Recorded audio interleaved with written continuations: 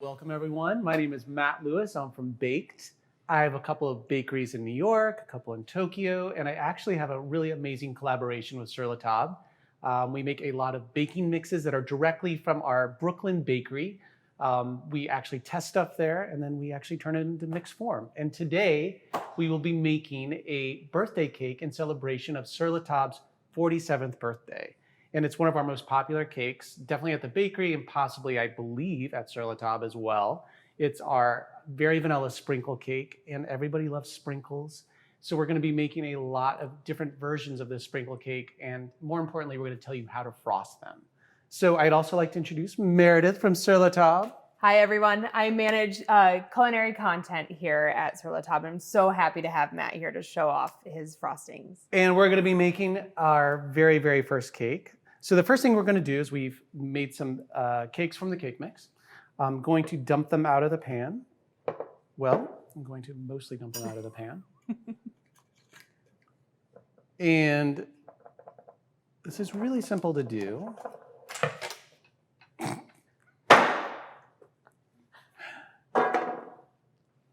Pull off the parchment, flip it back over, and use a serrated knife to cut the top. This doesn't have to be completely even, but if it's completely even, it makes it a little simpler. And you also want to make sure not to cut your hand. We always rest our hand on top and cut out. Okay, and the cake scraps are fantastic for tasting. We'll save these for later. And some people actually toast these up and eat them as crumbs. Not particularly my favorite way to eat them, but I know everybody else has a different way of eating these crumbs. So we've got our cake round. I'm going to hand that back to you. Great, thank you. And I'll take this out of the way. One of the most important things to remember when icing your cake, it's a lot easier to ice your cake if your layers are cold. So we have some chilled layers that Meredith has already chilled up for us. We're going to place this on a cake round. You could place this directly on a cake if you're doing this at home, but we also have a cake turntable, which will make this really super easy to ice. So we have our first round. Then we're gonna just take our bowl of frosting, which is already made. And you could be pretty generous with this frosting. Some people try to measure this out. I kind of like to just eyeball it. Anything extra we will put back into our frosting bowl. And I like to use an offset spatula to kind of just put it into like a very basic layer. At this point, we're not trying to be fancy because this is going to get hidden, but we just want a nice even layer of frosting over the cake. And then we're going to take our second layer and push it kind of down and use the weight of the the second layer, to kind of push this into an even layer. Then we're going to dump more icing on top. And you want to put an extra heap of this because we're going to use this to bring the icing down over the cake. Okay. Again, use your offset spatula to kind of push it. It's going to go over the top, which is exactly what we're looking to do.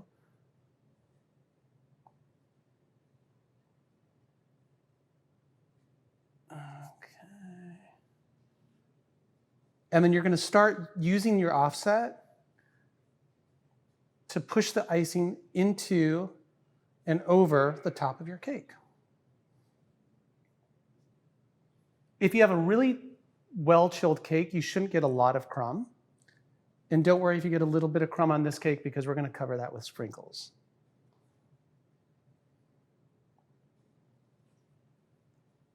Okay. Matt, looks like we have a question from the audience. What is that question, Meredith? It is exactly what you kind of just started touching on. How do I avoid crumbs when frosting? So you talked about having a frozen cake. Is there any other tips? Using a frozen cake is probably by far the best. Also, you don't want to use a super heavy frosting. At the bakery and also in this mix, we use kind of like a thinner frosting. The heavier frostings will actually tear the crumb back into the cake. And you want to avoid that if humanly possible. Good to know. So we're going to keep just adding some. You want to add to the center top, push over, and you could switch to a larger spatula.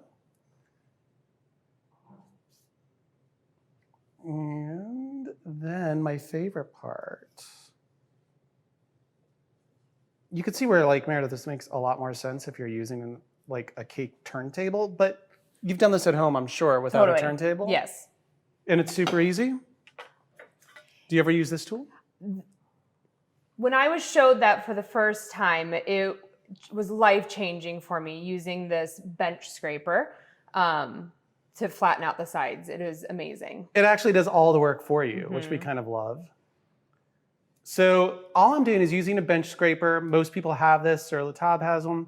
You're just gonna keep using this, pushing into the cake. It's okay if you take off a little bit of the frosting because we're gonna add a little more. And you see I'm also scraping into the bowl. This kind of keeps our crumbs to one side so we don't have crumbs going into the actual new frosting.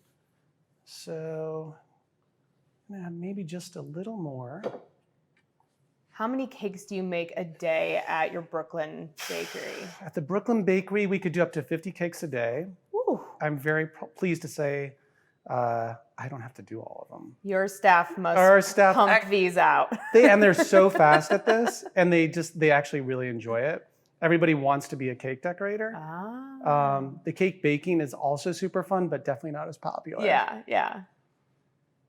So you can see I'm just like kind of going around. This is still coming over the edge of the cake because we're going to clean that back up again with our scraper. Okay. And you're being really meticulous. Yeah, you don't have to. Like, you could actually really enjoy the decorating, whatever you want to do. Some people do like the old school, which has a lot of swoops on top. But I'm going to do this a little bit flat because we're going to actually add more sprinkles to this. More sprinkles. More sprinkles. All right, so. That is great. Whoop. And then another one just came in. It says, how do I transfer a frosted cake? So if you want to transfer a frosted cake, I always chill it first. You want to put the layers in the refrigerator as you go. If you want to be super meticulous about it, let it chill for about 15 minutes. And then once it's completely chilled up, you're going to hopefully use a cake cardboard. And that makes it a lot easier to transfer. Otherwise, I've seen people use like 2 big spatulas. And then I think also if you're taking it from one place to another, do you have any tricks for like transporting in a car or public transportation? Definitely want to use a box if you can get one. It's really funny. My grandmother gifted me this really awkward kind of like cake carrier. It's like a metal tin one. And I was carrying that around, but then I kind of felt like a grandmother. So I stopped doing it actually. And now I try to like steal boxes from the bakery. Nice. Hopefully that answers that question. I think covered that pretty well. Okay, so we have a nice kind of like top layer. We're going to use the leftover crummy to kind of go around the edge. And it's okay because we could clean up the bottom pretty fast. Oh, nice. Okay. And you're just, again, pushing the icing kind of back into the last bit. Into all those little nooks and crannies. Nooks and crannies. I mean, I'll be honest, the frosting is my favorite part of a cake, so. More frosting, the better. And if people want to take it off, they can take it off, but do so at their peril. Exactly. And so this is great. Last scrape, and we're just kind of going to go around. And then my favorite part is putting on the sprinkles. So we're going to take, we need a big bowl. Okay, big bowl. A big bowl, which is right here. Yep, can you reach it? And I'll move this over. we're going to put a bunch of sprinkles in the big bowl. Everyone asks, how do you do this? And this is like by far the easiest way to do this. You could make a little kind of well. Oh. Have you ever done this before? Not this way, no. Okay, tell me So what to do. all you're going to do is you're going to add to the side. Just with like a flat hand? Flat hand. Oh. And the bowl will catch all the extra sprinkles. This is genius. I have never done it in this way. I've seen lots of different methods where people like freeze the cake and then roll it. No, we don't roll the cake. Okay, good. We never want to roll the cake. It seemed difficult. You're doing a good job. Great. Good job. And you're just going to want to put this on the teacher. side. I think what we're going to do is leave the top kind of open. Okay. So you can write like happy birthday, Sur La Table, or put some candles in there. But this is the easiest way to add sprinkles to the whole cake. If you wanted, you could do this actually to the top of the cake as well. This is super easy and quick. And you catch all your leftover sprinkles. They don't roll all over the kitchen. Okay, Beautiful. so we're going to kind of clear off. Okay. And our cake is starting to kind of take shape. It's coming together. Great. All right. So we're going to actually remove this. If we could put this on a cake plate. Absolutely. There you go. I'm going to send that down. I will transfer this one. Oh, right here. Right here. Thank you. And it's nice on this cake board, it just kind of moves. And we're going to maybe us. plop this in the fridge for about 15 minutes. Okay, Then we'll kind of clear off the side. great. And we've got our first cake. Wonderful. And if you want, you could actually take the sprinkles and kind of put them on the rim, but I think this is going to look really good. I think that looks really pretty. Yeah. Beautiful. Okay, so I think let's move on and show us another technique. I'll bring the cake. This is like a classic cake, very popular right now. We call this our naked cake. Oh, yeah. We love it at the bakery when people ask for a naked cake because it means less frosting. And it also kind of lets the decorator like be really, really open to, however they want to interpret this. That's great. So the beauty of a naked cake is for people that also don't love a ton of frosting. And it allows the cake to really shine. Mm-hmm. So we're going to go ahead and put our first layer on our board. I'll go ahead and I'll take the parchment off. And if you remember last time I had a lot of frosting, Mm-hmm. we're just going to add just a little bit of frosting. This is for those people who don't really like a lot of frosting. I don't understand those people, but yes. Okay. Yeah, I see a lot of naked cakes right now on all the social media. It's very Instagram friendly. Mm-hmm. And people will use like live florals. Like they kind of mix the naked cake with like a bunch of live florals. So it really lends itself to more other kind of non-edible decorations. Exactly. Ooh.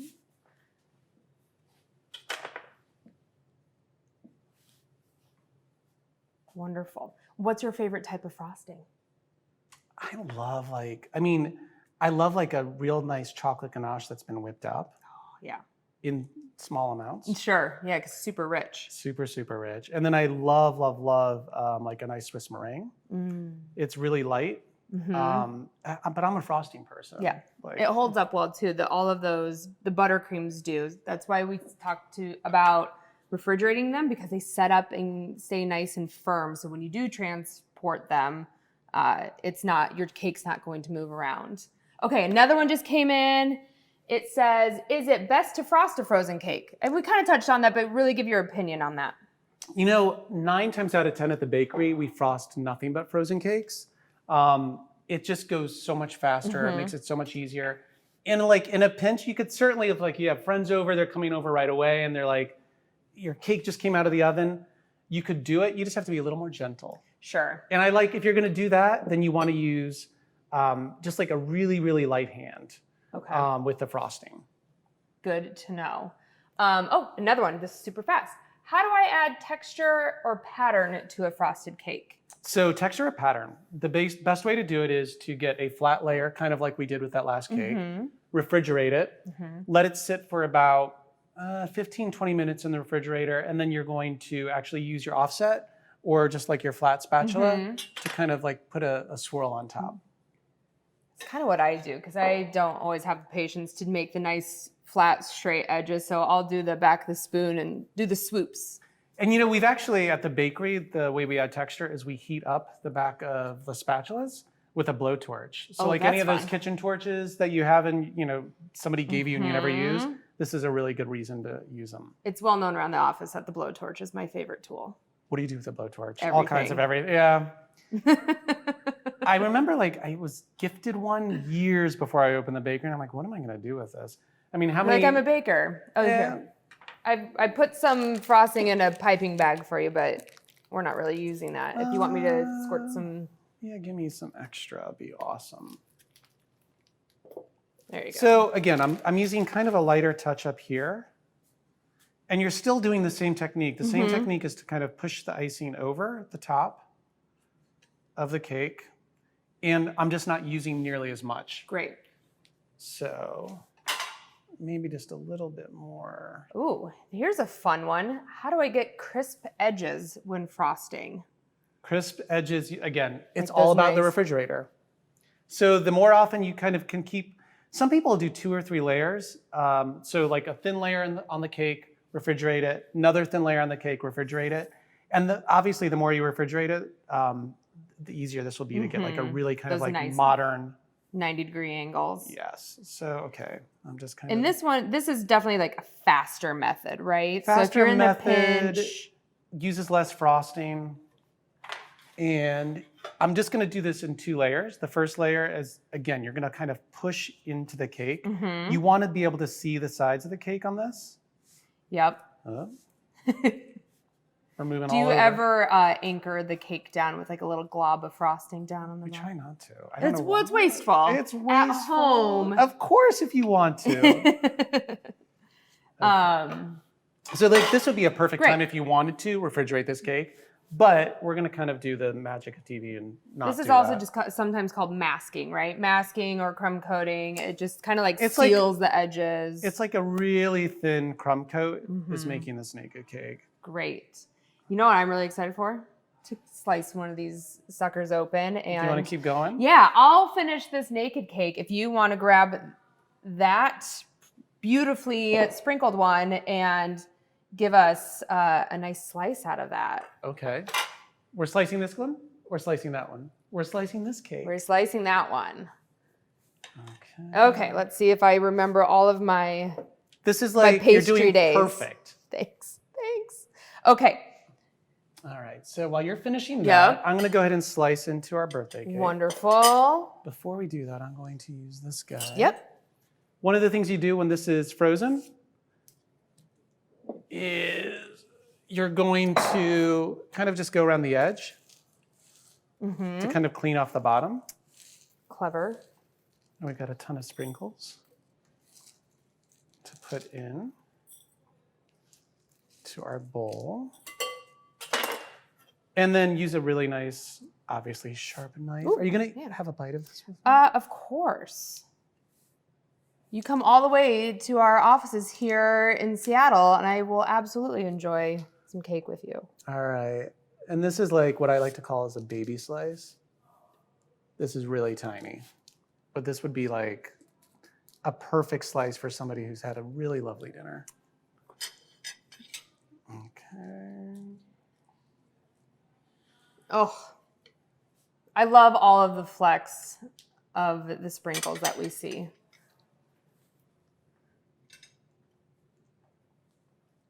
Whoops, Daisy. You know what? I call the first one the sacrifice piece. The sacrifice piece? Mm-hmm. Because it's like with a pie as well. The first piece is never going to be the prettiest. Absolutely not. So I say that this is for the baker. Here I go. Dig in. Good? It was very good. All right, now I gotta try it. Okay. That's delicious. Well, happy anniversary, Sur La Table. This was a lot of fun to make some cakes. I love the naked cake as well as the classic cake. Thanks for having me. I really appreciate it. Thanks for coming in.